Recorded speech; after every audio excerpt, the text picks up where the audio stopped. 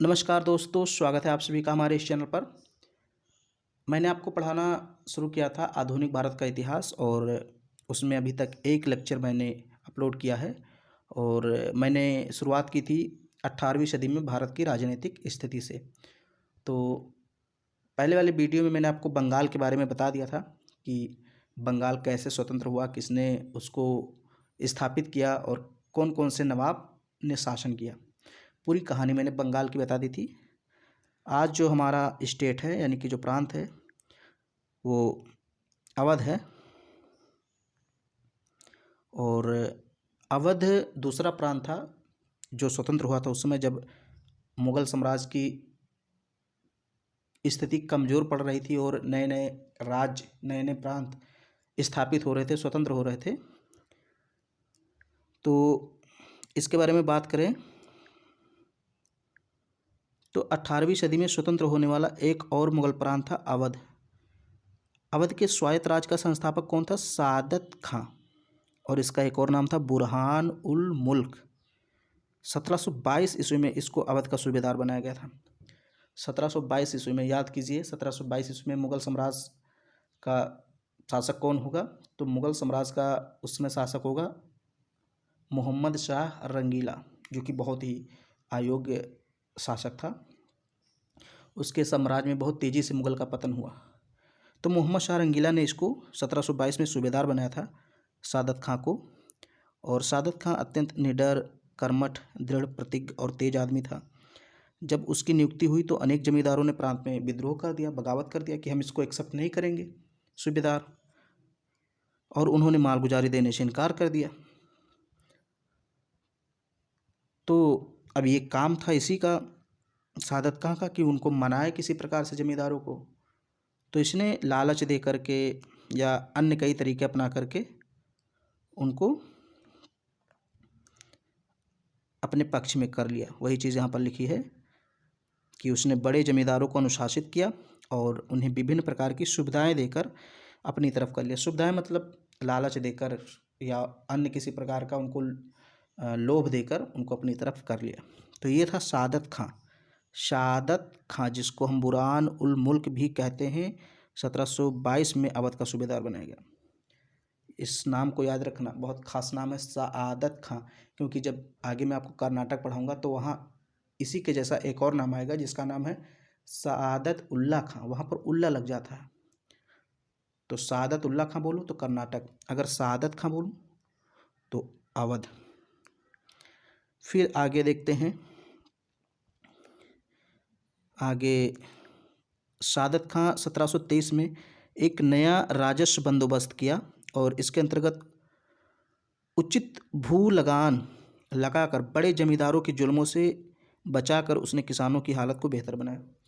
क्योंकि थोड़े भ्रष्ट हो गए थे, जो जमींदार थे वो भ्रष्ट हो गए थे, इसकी बात को नहीं मान रहे थे, मालगुजारी नहीं दे रहे थे और वो किसानों से अधिक कर वसूल करते थे और देते भी थे तो शासक को बहुत कम देते थे। यानी किसानों से खुद तो बहुत अधिक लेते थे लेकिन शासक को या नवाब को बहुत कम देते थे। तो इसका भी फैसला कर दिया इसने, सादत खां ने इनको थोड़ा नियंत्रित किया और इन पर थोड़ा सा अंकुश भी लगाया, अनुशासित किया। एक तो ये थोड़ा इसका सिस्टम मुझे समझ में नहीं आ रहा है जल्दी। तो किसान की रक्षा की, उनको जमींदारों के जुल्मों से बचाया। फिर आगे देखते हैं और क्या क्या किया इसने।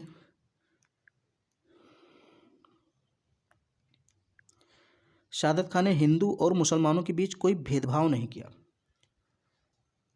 उसके अनेक सेनापति और उच्च अधिकारी हिंदू थे। कहने का मतलब यह है कि नौकरियों में या पद को देने में, अधिकार को देने में उसने ये नहीं देखा कि कौन हिंदू है कौन मुस्लिम है।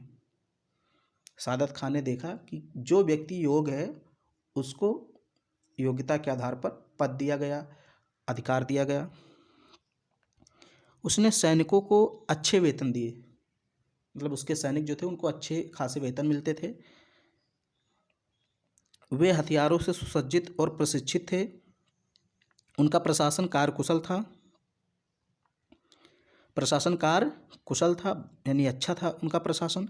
और उसने जागीरदारी प्रथा को बनाए रखा, मतलब जो सैनिक अधिकारी होते थे उनको नगद वेतन देने की बजाय एक जागीर दे दी जाती थी, एक भूमि का टुकड़ा आप कह सकते हैं या क्षेत्र कह सकते हैं, दे दिया जाता था उसका प्रशासन चलाने के लिए।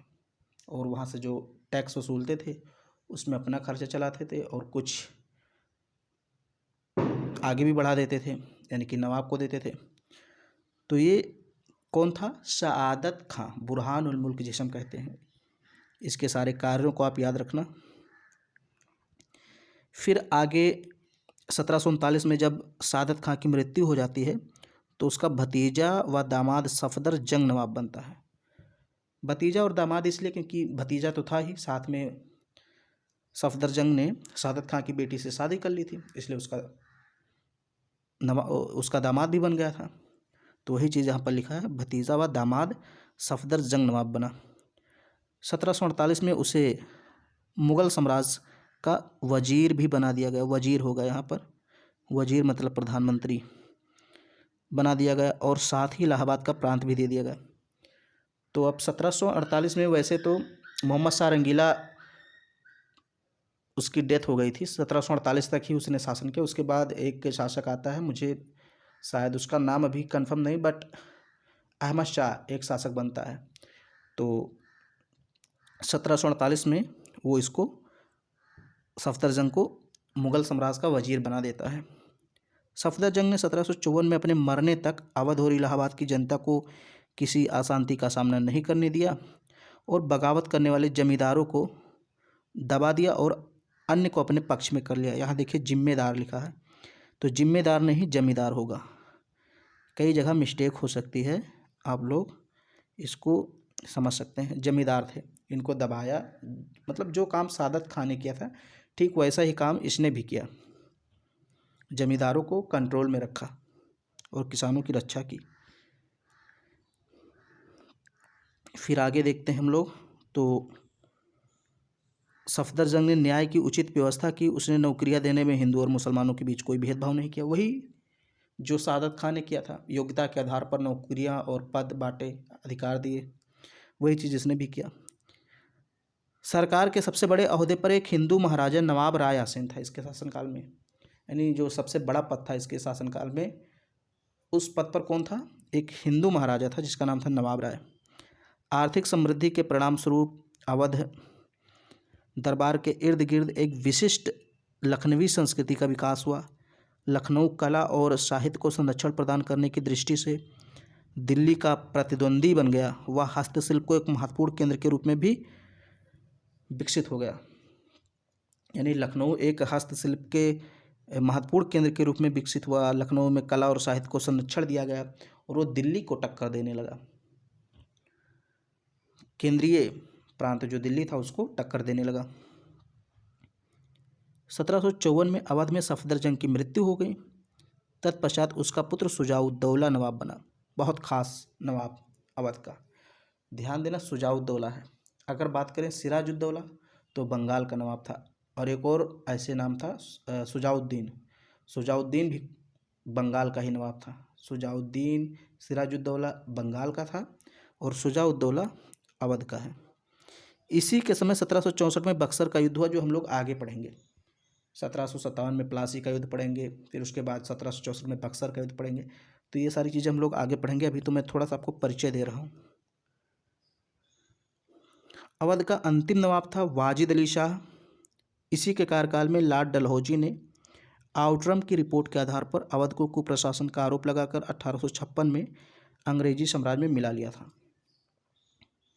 तो जब हम लॉर्ड डलहौजी की हड़प नीति पढ़ेंगे, यानी व्यक्तिगत का सिद्धांत उसका पढ़ेंगे, तो वहाँ पर हम लोग बात करेंगे कि कैसे उसने अवध को हड़प लिया था 1856 में कुप्रशासन का आरोप लगा करके। उसने कहा कि ये जो अवध के नवाब हैं ये अच्छा शासन नहीं चला रहे हैं, जनता बहुत त्रस्त है और जनता हमसे पुकार कर रही कि इनके शासन को समाप्त करके मुझे अंग्रेजी साम्राज्य में मिला लिया जाए। अंग्रेज़ों का ये कहना था और इसीलिए हमने मिला लिया। तो ये सब हम आगे कहानी पूरी पढ़ेंगे कि कैसे अंग्रेज़ों ने इसको हड़पा था। अब जो अगला है वो है हैदराबाद। तो बंगाल अवध हो गया। तीसरा राज्य था जो उत्तराधिकारी राज्य था वो था हैदराबाद। हैदराबाद के स्वतंत्र राज्य की स्थापना चिनक्लिश खां ने की थी। संस्थापक कौन था? चिनक्लिश खां। और उसने निज़ामुल मुल्क आसफ जाह प्रथम की उपाधि धारण की थी।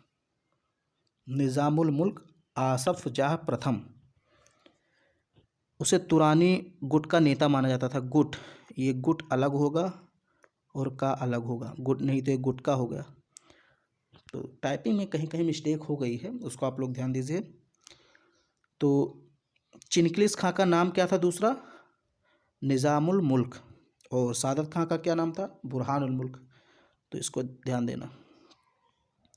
तो चिनक्लिस खां ने स्थापना की, इसका नाम था निज़ामुल मुल्क आसफ जाह, और तुरानी गुट का नेता था। तुरानी गुट मतलब जैसे जब मुग़ल प्रांत कमज़ोर हुआ, मुग़ल साम्राज्य कमज़ोर हुआ, तो अनेक गुटों में उसका विभाजन हो गया, यानी कि उस साम्राज्य में अनेक गुट बन गए, जैसे तुरानी गुट, हिंदुस्तानी गुट, ईरानी गुट।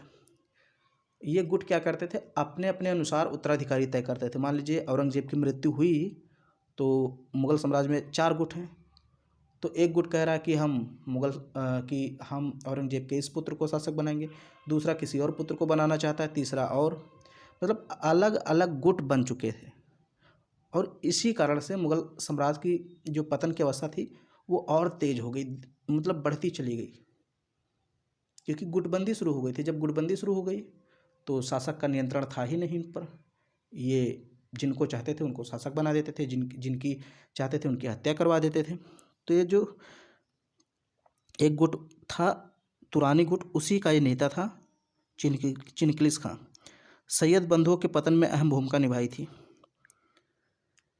फिर है 1722 से 24 तक निज़ामुल मुल्क ने वजीर के पद पर रहकर कार्य किया। मुग़ल साम्राज्य का वजीर भी था 1722 से 24 तक। उस समय हैदराबाद में दक्कन का मुग़ल सूबेदार मुबारिज़ खां लगभग एक स्वतंत्र राजा की तरह शासन कर रहा था। यानी कि जब ये वजीर के पद पर था मुग़ल साम्राज्य में चिनक्लिस खां, तो उस समय दक्कन में यानी हैदराबाद में कौन शासन कर रहा था? सूबेदार के रूप में मुबारिज़ खां शासन कर रहा था। निज़ामुल मुल्क प्रशासन में सुधार लाना चाहता था, लेकिन मोहम्मद शाह रंगीला ने उसकी सभी कोशिशों को नाकाम कर दिया। क्योंकि मोहम्मद शाह रंगीला, मैंने बताया, एक बहुत ही अयोग्य शासक था। तो अब चूँकि वजीर कौन था? चिनक्लिस खां था। चिनक्लिस खां तो ये चाहता था कि हम सुधार लाएं प्रशासन में, अच्छा प्रशासन दें जनता को। लेकिन मोहम्मद शाह रंगीला तो एकदम लेट कर अंगूर खाने वाला शासक था, बहुत ही आराम फरमाने वाला शासक था। उसने कहा, ये सब बेकार है, तुम भी आओ मेरे साथ, खाओ अंगूर और फालतू की बात छोड़ो। तो ये बात अच्छी नहीं लगी निज़ामुल मुल्क को, और वो भाग गए दक्षिण में। और दक्षिण में कौन था? मुबारिज़ खां। मुबारिज़ खां को उसने युद्ध में हराया, ये देखिए, इसलिए वह दक्कन वापस जाने का फैसला करता है, और दक्कन में इसको मिल जाता है मुबारिज़ खां जो सूबेदार था। 1323 में निज़ामुल मुल्क ने मुबारिज़ खां को हराया। उस युद्ध का नाम है सकूर खेड़ा का युद्ध। सकूर खेड़ा का युद्ध हुआ था, उसमें निज़ामुल मुल्क ने मुबारिज़ खां को हरा दिया, और अगले साल 1724 में वह दक्कन का सूबेदार बन बैठा और हैदराबाद के आसपास अपनी स्थिति को मजबूत कर लिया। यहाँ आकर उसने उद्दंड जमींदारों को अपने वश में किया और हिंदुओं के प्रति सहिष्णुता दिखाई, जिनके हाथों में आर्थिक शक्ति थी। अब भाई, हिंदुओं के हाथ में आर्थिक शक्ति कैसे थी, समझ रहे हैं आप? देखिए, राजनीतिक शक्ति तो किसके हाथ में थी? यानी कि जो चिनक्लिस खां था, उसके हाथ में राजनीतिक शक्ति आ गई थी हैदराबाद की। लेकिन हैदराबाद में चूंकि हिंदू ज़्यादा थे, तो इसलिए आर्थिक शक्ति उन्हीं की थी। आर्थिक शक्ति का मतलब कृषि करने का पूरा जिम्मा उन्हीं पर था। जनसंख्या ज़्यादा थी हिंदुओं की, भले ही शासक जो है मुस्लिम है, लेकिन जनसंख्या हिंदुओं की है, तो पूरी कृषि व्यवस्था उन्हीं के हाथ में है। तो वही यहाँ पर लिखा है कि आर्थिक शक्ति हिंदुओं के हाथ में थी, इसलिए इसने हिंदुओं के प्रति सहिष्णुता की नीति अपनाई, यानी उनका बहुत ज़्यादा दमन नहीं किया। क्योंकि अगर दमन करता हिंदुओं का, तो हिंदू कृषि करना छोड़ देते, फिर उसको राजस्व मिलना बंद हो जाता और इसकी स्थिति यानी राजनीतिक स्थिति कमज़ोर पड़ जाती। तो उसने दिल्ली की केंद्रीय सरकार से बिना पूछे लड़ाइयाँ लड़ी। किसने? चिनक्लिस खान ने, यानी निज़ामुल मुल्क ने। दिल्ली में जो सुल्तान था उससे बिना पूछे कई लड़ाइयाँ लड़ ली, कई सुलहनामे किए, यानी संधि कर लिए, खिताब बांटे। ये किताब नहीं होगा, यहाँ खिताब होगा। खिताब यानी उपाधि, जागीरें बांटे, ओहदे दिए। इससे यह साबित होता है कि वह व्यवहारिक रूप में स्वतंत्र शासक की तरह कार्य कर रहा था। हालांकि उसने केंद्रीय सरकार से अपनी स्वतंत्रता की घोषणा कभी खुलेआम नहीं की। यहाँ पर कहने का अर्थ ये है कि निज़ामुल मुल्क ने कभी भी मुग़ल सम्राट से खुलेआम घोषणा नहीं की थी कि मैं स्वतंत्र हो गया हूँ, लेकिन व्यवहारिक रूप में वो एक स्वतंत्र शासक की तरह कार्य कर रहा था। अगर कोई पूछे कि कैसे आप कह सकते हैं कि वो स्वतंत्र शासक की तरह कार्य कर रहा था, तो आप उसको तर्क दे सकते हैं कि जैसे उसने केंद्रीय सरकार से बिना पूछे लड़ाइयाँ लड़ी, सुलहनामे किए, खिताब बांटे, जागीरें दी, ओहदे दी, और उसमें कहीं भी मुग़ल सम्राट का जिक्र नहीं किया गया, उनके नाम का जिक्र नहीं किया गया। तो इससे हम कह सकते हैं वो स्वतंत्र शासक था, तभी तो मुग़ल सम्राट की प्रवाह किए बिना युद्ध लड़ लिया और ये सारी चीज़ें मतलब सुलहनामे कर लिए, खिताब बांट दिए, जागीर दे दी, ओहदे दे दिए।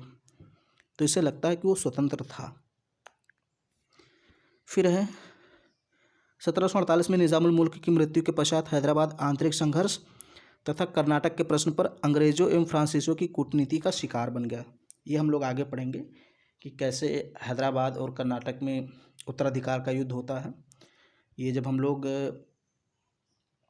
कर्नाटक युद्ध पढ़ेंगे, प्रथम कर्नाटक, दूसरा कर्नाटक, तीसरा कर्नाटक युद्ध, तो वहाँ इसकी चर्चा हम लोग करेंगे। अब एक और छोटा सा प्रांत था कर्नाटक, ये हैदराबाद के अधीन ही था। कर्नाटक दक्कन मुगल का एक सूबा था और इस तरह वह हैदराबाद के निज़ाम के अधिकार के अंतर्गत आता था, परंतु व्यवहार में जिस प्रकार निज़ाम दिल्ली की सरकार से स्वतंत्र हो गया था, उसी प्रकार कर्नाटक का नवाब भी हैदराबाद के निज़ाम के अधिकार से स्वतंत्र हो गया था। मतलब कर्नाटक किसके अधीन आता था? हैदराबाद के अधीन। लेकिन जैसे हैदराबाद का नवाब दिल्ली के सरकार से स्वतंत्र हो गया था व्यवहारिक रूप से, वैसे ही कर्नाटक का नवाब हैदराबाद के नवाब के चंगुल से निकल गया था। हालांकि घोषणा कभी इसने भी खुलेआम नहीं की। स्वतंत्र कर्नाटक के संस्थापक कौन थे? सादत उल्ला खां। मैंने आपको बताया था शुरुआत में कि नाम याद रखना। एक था सादत खां जो अवध का संस्थापक था, और ये कौन है? ये है सादत उल्ला खां। इसने अर्काट को अपनी राजधानी बनाई। इसकी मृत्यु के बाद उत्तराधिकार के संघर्षों के लिए कर्नाटक की स्थिति बिगड़ गई। फलस्वरूप कर्नाटक के उत्तराधिकार का प्रश्न अंग्रेजों और फ्रांसीसियों के मध्य राजनीतिक हस्तक्षेप का कारण बना। वही चीज़ हैदराबाद और कर्नाटक की स्थिति सेम थी, ये मैं आपको आगे पढ़ाऊंगा। फिर आगे है विद्रोही राज। तो अभी तक मैंने आपको पढ़ाया उत्तराधिकारी राज। मैंने आपको बताया था कि जब मुगल साम्राज्य पतन की अवस्था में था तो उसमें 3 प्रकार के राज उत्पन्न हुए थे, यानी 3 प्रकार के राज्यों का उदय हुआ था। एक तो था उत्तराधिकारी राज जो मैंने आपको पढ़ा दिया, जिसमें बंगाल, अवध, हैदराबाद, कर्नाटक की बात की। अब दूसरा है विद्रोही राज, जैसे जाट, मराठा, सिख, अफगान, ये सब विद्रोह करके अपना राज्य स्थापित किए थे। तो अब हम इनकी चर्चा करेंगे। विद्रोही राज, इसमें पहला था सिख राज। सिख धर्म की शुरुआत हम लोग थोड़ा थोड़ा पढ़ेंगे, ज़्यादा नहीं। सिख धर्म की शुरुआत गुरु नानक ने 15वीं शताब्दी में की थी।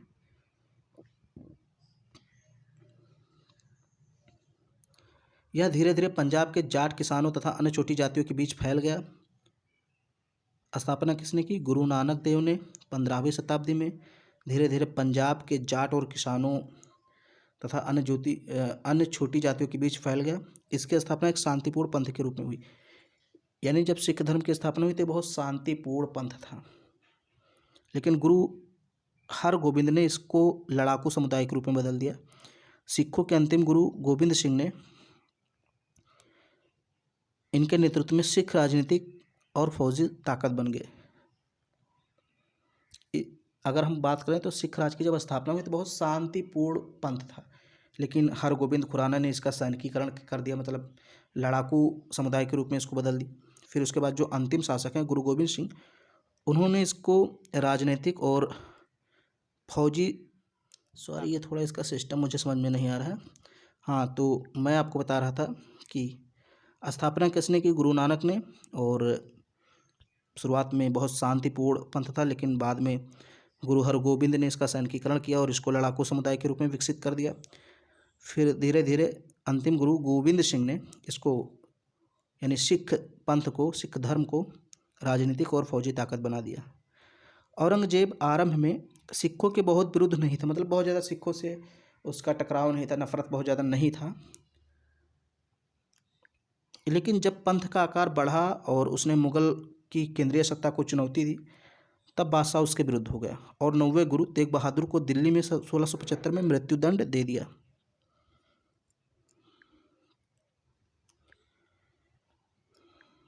दसवें गुरु गोविंद सिंह ने 1699 में एक महत्वपूर्ण कदम उठाया और खालसा पंथ की नींव डाली और इसके बाद सिखों को एक सैनिक संगठन का रूप दे दिया। गुरु गोविंद सिंह की मृत्यु के बाद गुरु की परंपरा खत्म हो गई। सिखों का नेतृत्व उसके विश्वास पात्र से बंदा सिंह ने किया, यानी कि बंदा सिंह के हाथों में उसका नेतृत्व चला गया और ये बंदा बहादुर के नाम से प्रसिद्ध था। बंदा ने पंजाब के किसानों और निम्न जाति के लोगों को एकजुट किया और मुगल फौज के खिलाफ 8 साल तक जोश खरोश के साथ लड़ाई लड़ी। 1715 में पकड़ लिया गया इसको और इसका कत्ल कर दिया गया, यानी बंदा बहादुर का कत्ल कर दिया गया 1715 में।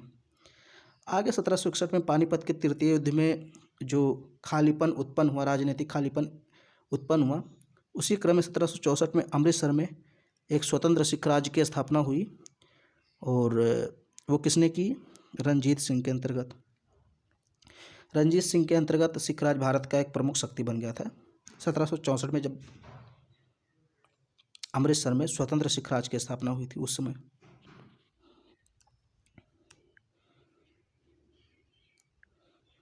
जाट राज्य। जाट खेतिहारों की एक जाति है। ये दिल्ली, आगरा और मथुरा के आसपास के इलाकों में रहते थे। उनके बीच कुछ महत्वाकांक्षी जमींदार भी थे। मथुरा के आसपास के जाट किसानों ने 1669 और फिर 1688 में अपने जाट जमींदारों के नेतृत्व में विद्रोह कर दिया। औरंगजेब की मृत्यु के बाद उन्होंने दिल्ली के चारों ओर अशांति पैदा कर दी। मतलब औरंगजेब की मृत्यु 1707 में हुई, उसके बाद जो केंद्रीय शासन था वो कमज़ोर पड़ गया, तो जाटों ने अशांति पैदा कर दी, दिल्ली के चारों ओर विद्रोह कर दिया। भरतपुर के जाट राज्य की स्थापना किसने की थी? चूड़ामन और बदन सिंह ने। जाट सत्ता सूरजमल के नेतृत्व में अपनी चरम सीमा तक पहुंच गया, यानी चरम गरिमा तक पहुंच गया।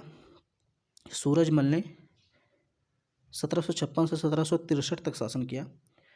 वह एक अत्यंत योग्य प्रशासक तथा सैनिक और बड़ा बुद्धिमान राजनीति था। ये मैं अभी बता रहा हूँ कि जब हमारे यहाँ यूरोपीय आते हैं, इसके बाद हम लोग पढ़ेंगे भारत में यूरोपियों का आगमन और उसके बाद पूरी प्रक्रिया चलेगी। वह जाट जाति का अफलातून कहा जाता है। सूरजमल को क्या कहा जाता है? जाट जाति का अफलातून, यानी प्लेटो कहा जाता है। उसने अपना अधिकार एक बड़े क्षेत्र पर कायम कर लिया जो पूर्व में गंगा से लेकर दक्षिण में चंबल तथा पश्चिम में आगरा के सूबे से लेकर उत्तर दिल्ली के सूबे तक फैला था।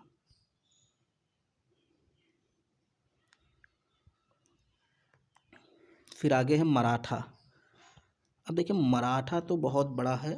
अगर हम पूरा मराठा आपको पढ़ाएं, वो तो हम मध्यकाल की बात करते हैं, जब मुगलों के साथ उसको पढ़ते हैं, जब दिल्ली सल्तनत मुगल काल पढ़ते हैं, उसी के टाइम उसको भी हम पढ़ते हैं। मराठा राज को शिवाजी के नेतृत्व में उसका उत्थान हुआ, तो वो तो हम डिटेल में यहाँ नहीं पढ़ेंगे, लेकिन थोड़ा सा मैं आपको बता देता हूँ।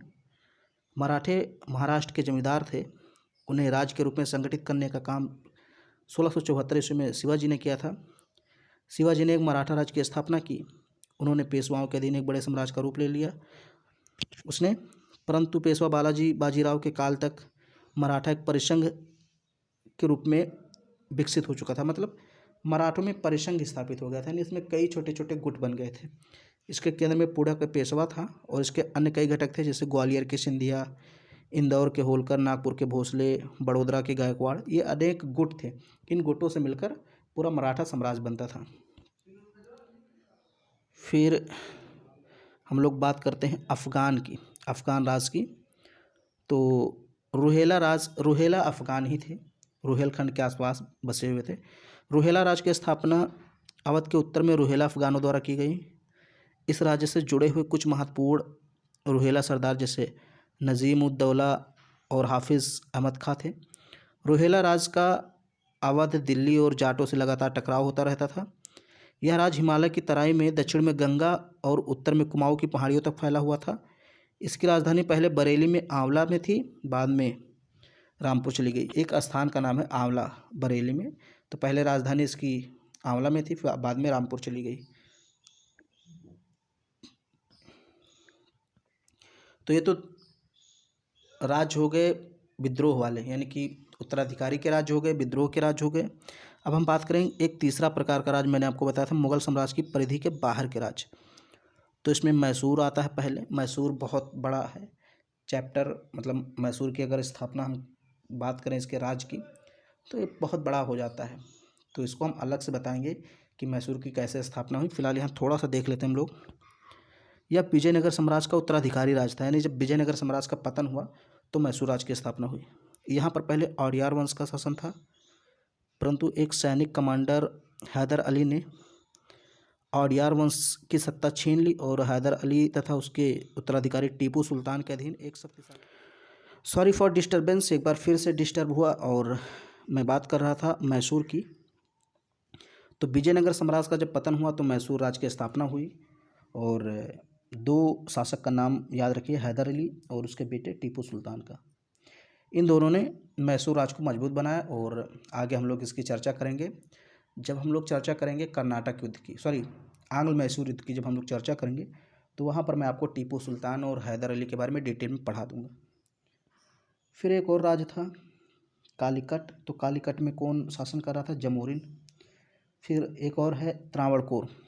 त्रावणकोर केरल क्षेत्र में एक स्थान का एक क्षेत्र का नाम था त्रावणकोर, और इसकी स्थापना की थी मार्तंड वर्मा और रामकुमार वर्मा ने।